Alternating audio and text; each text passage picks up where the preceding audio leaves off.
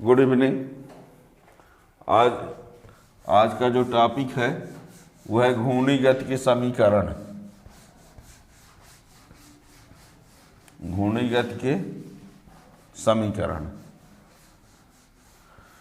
तो पहले तो आप लोग को ये जानना होगा घूर्णी गति क्या होता है। मेन टॉपिक है घूर्णन गति के घूर्णी गति के समीकरण, ठीक है ना। तो जब कोई पिंड अपने अंदर से जाने वाले किसी अक्ष के परितः घूमता है तो उसकी गति को घूर्णी गति कहते हैं।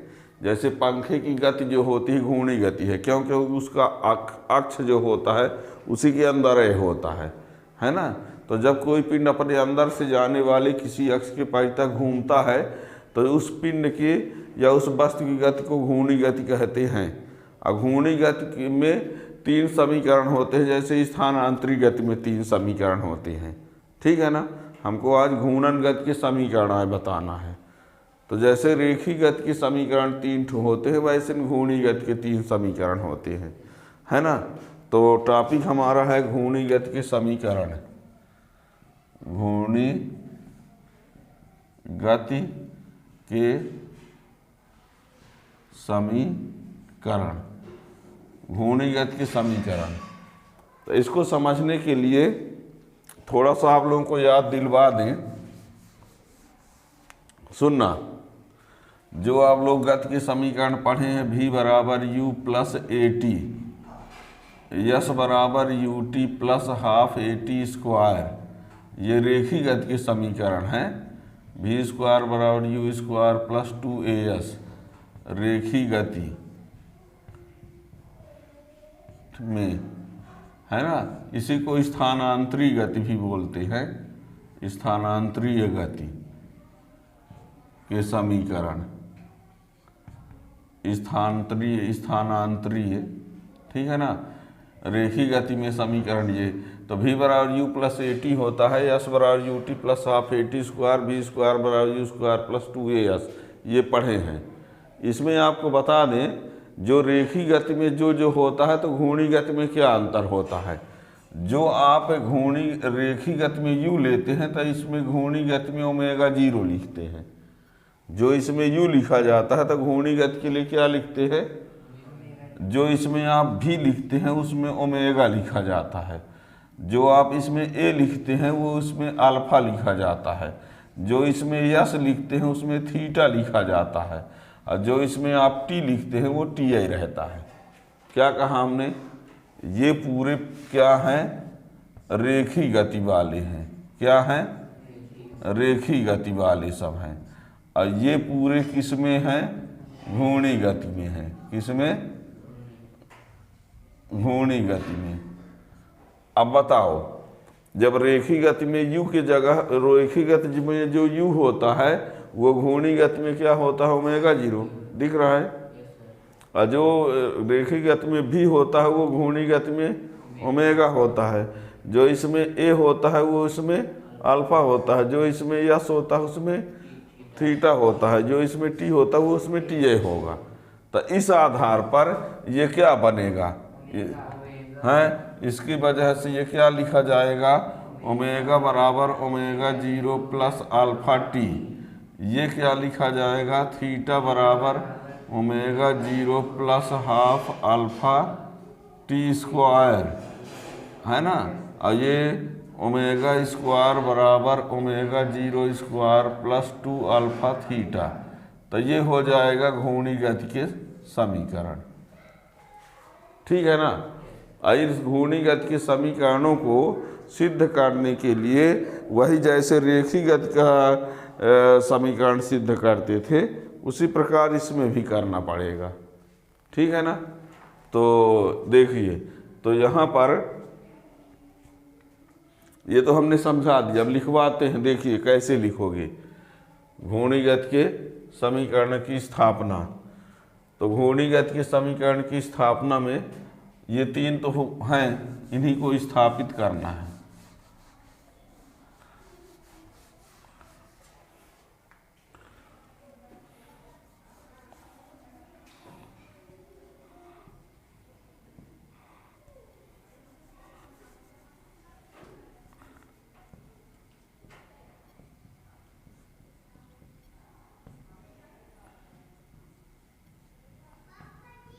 तीन समीकरण हैं। ये है प्रथम समीकरण, ये है द्वितीय समीकरण, ये है तृतीय समीकरण। घूर्णनगत के तीन समीकरण हैं, ये है प्रथम, ये है द्वितीय, ये है तृतीय, है ना। अब प्रथम समीकरण की स्थापना, प्रथम समीकरण की स्थापना, प्रथम समीकरण की स्थापना।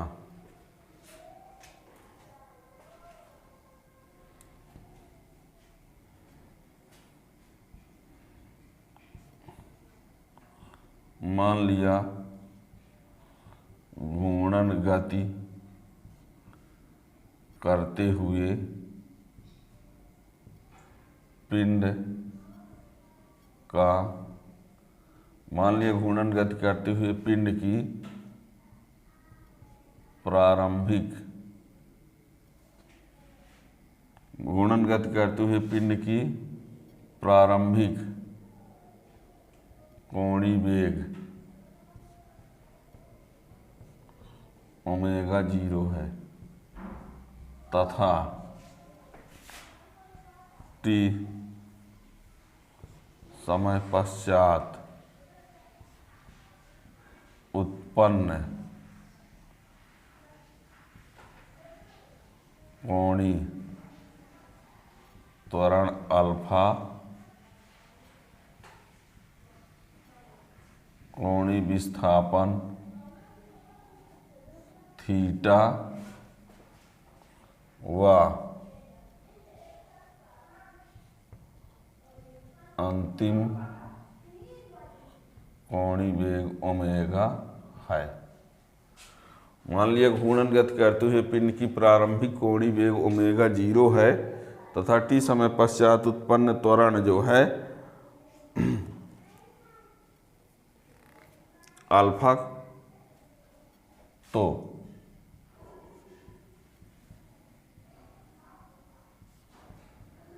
कोणीय त्वरण, कोणीय वेग में परिवर्तन बटे समय अंतराल, तो अल्फा बराबर ओमेगा माइनस ओमेगा 0 बटे टी, तिर्यक गुणा कर देते हैं तो ओमेगा माइनस ओमेगा 0 बराबर अल्फा टी, तो ओमेगा बराबर ओमेगा 0 प्लस अल्फा टी। यही घूर्णी गति का प्रथम समीकरण है। ठीक है ना। घूर्णन गति के तीन समीकरण ये इस प्रकार से बताए गए, तो ये प्रथम समीकरण आ गया।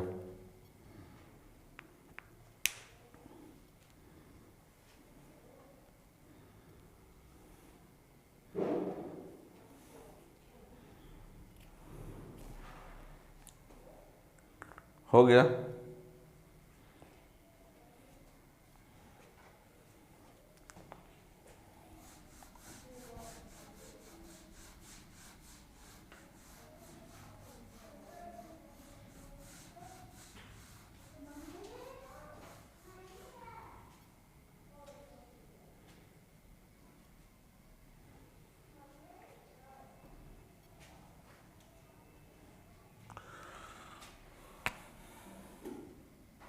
अब द्वितीय समीकरण,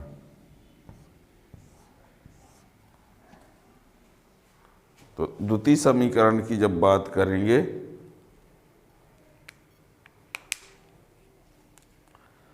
तो हो गया।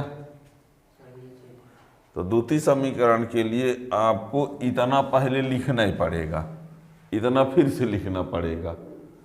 मान लिया घूर्णन गति करते हुए पिंड की प्रारंभिक कोणीय वेग ओमेगा 0 है तटस्थी समय पश्चात उत्पन्न कोणीय त्वरण अल्फा, कोणीय विस्थापन थीटा व अंतिम कोणीय वेग ओमेगा है। ठीक, इतना लिखना ही पड़ेगा।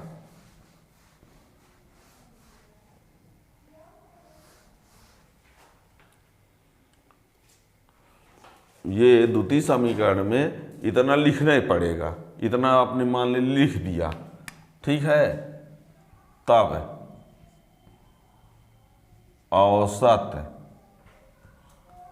औसत कोणीय वेग बराबर प्रारंभिक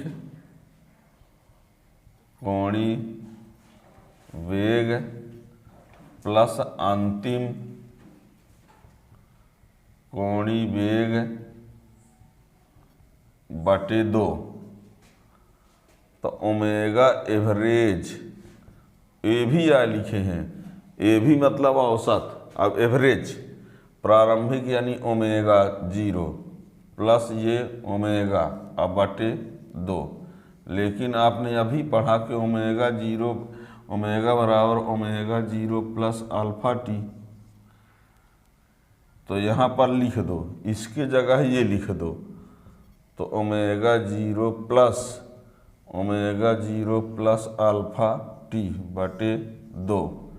तो ये 2 ओमेगा 0 प्लस अल्फा टी बटे 2।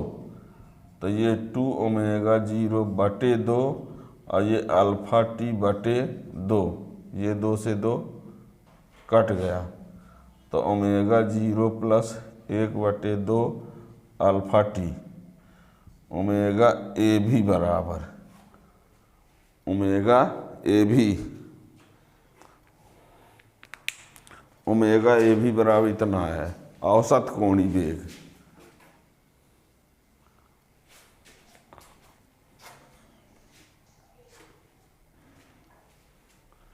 क्या किया, प्रारंभिक कोणीय वेग प्लस अंतिम कोणीय वेग बटे 2।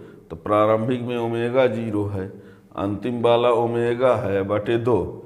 अब इसके जगह ये लिख देंगे प्रथम समीकरण से। तो ये लिख दिए, ये कहोगे ये कहाँ से आ गया, इसके जगह ये लिख दिए प्रथम समीकरण से। अब omega 0 omega 2 omega 0 alpha T बटे 2, इसको इसके साथ अलग से, इसके साथ अलग से 2 से 2 कट गया। तो ओमेगा 0 1 बटे 2 अल्फा टी लिख दिए।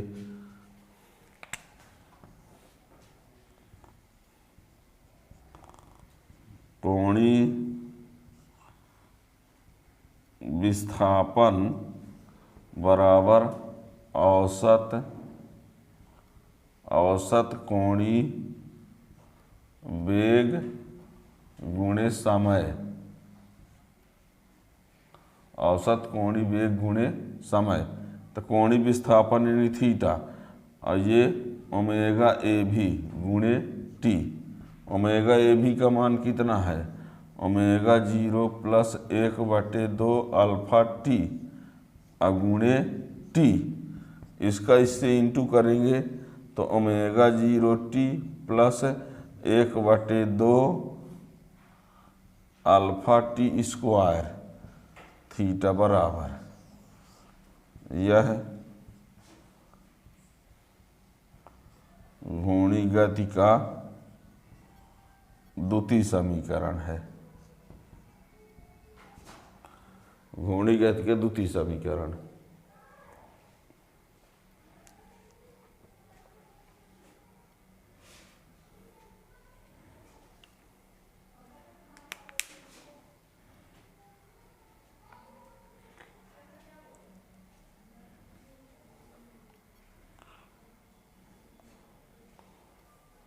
हो गया। अब तृतीय समीकरण की बात करते हैं। तृतीय समीकरण, तो तृतीय समीकरण में भी इतना पहले लिखना पड़ेगा। तृतीय समीकरण में इतना लिख डालोगे।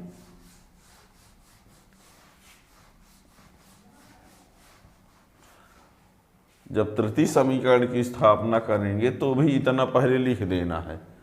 और लिखने के बाद क्या करना है सुनिए, इतना लिखने के बाद प्रथम समीकरण की सहायता से टी का मान लाओगे, प्रथम समीकरण की सहायता से और उस टी के मान को द्वितीय वाले समीकरण में रख देंगे।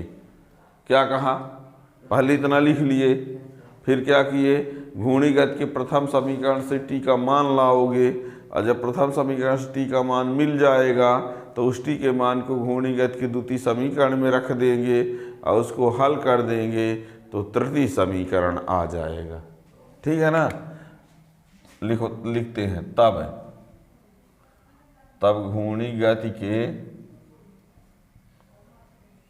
प्रथम समीकरण से ओमेगा बराबर omega 0 plus alpha T, omega minus omega 0 बराबर अल्फा टी, तो टी बराबर ओमेगा माइनस ओमेगा 0 बटे अल्फा। ठीक है, अब ये समीकरण नंबर 1 तथा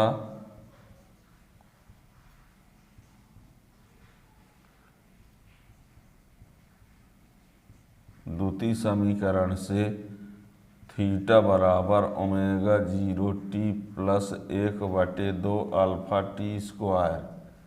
ये अब ये टी का मान यहाँ रख करके हल कर दो, है ना, तो लिखे दे रहे हैं समीकरण 1 से टी का मान समीकरण 2 में रखने पर तो थीटा बराबर ओमेगा 0 और यहाँ ओमेगा माइनस ओमेगा 0 बटे अल्फा प्लस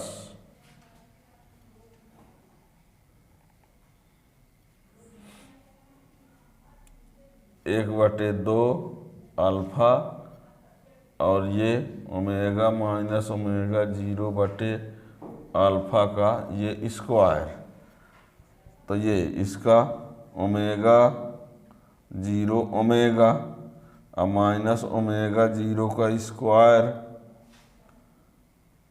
बटे अल्फा और ये 1/2 अल्फा और ये omega square plus omega 0 square plus 2 omega omega 0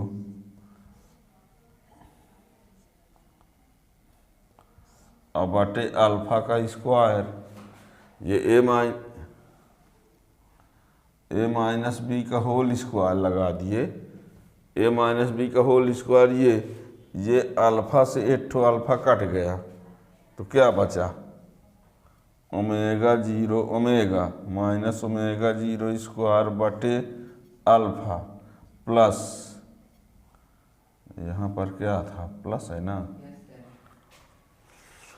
ये omega 0 omega square omega 0 square minus 2 omega omega बटे 2 अल्फा, ये और ये मिलके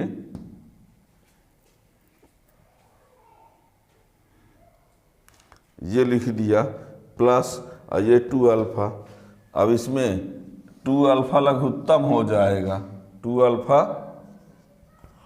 अल्फा क्या होगा, एलसीएम, तो इसमें बचा अल्फा, अल्फा कैंसिल तो बचा 2, तो 2 का इनसे into 2 omega 0 omega minus 2 omega 0 square plus, इसमें ये एक आएगा तो वही रहेगा, omega square omega 0 square minus 2 omega omega 0,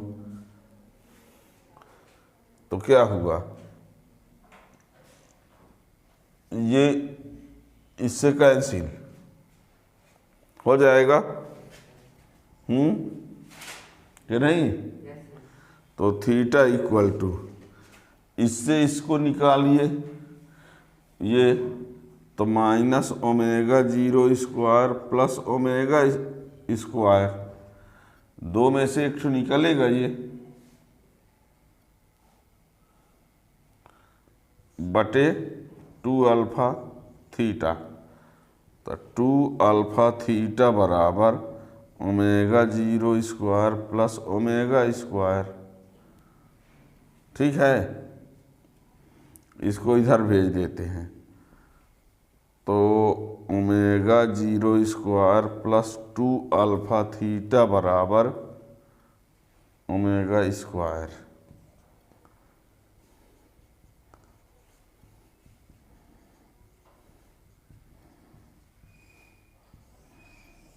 यही घूर्णी गति का तृतीय समीकरण है। ठीक है, ये घूर्णी गति का तृतीय समीकरण हो गया। तो जैसे रेखीय गति में 3 समीकरण थे, है ना, रेखीय गति या स्थानांतरित गति में, वही घूर्णी गति में 3 समीकरण हो गए। ठीक है ना। अब तुलनात्मक में आपने देख लिया है ना, पहले भी बता दिया, तीनों समीकरण आपको मालूम हो गए।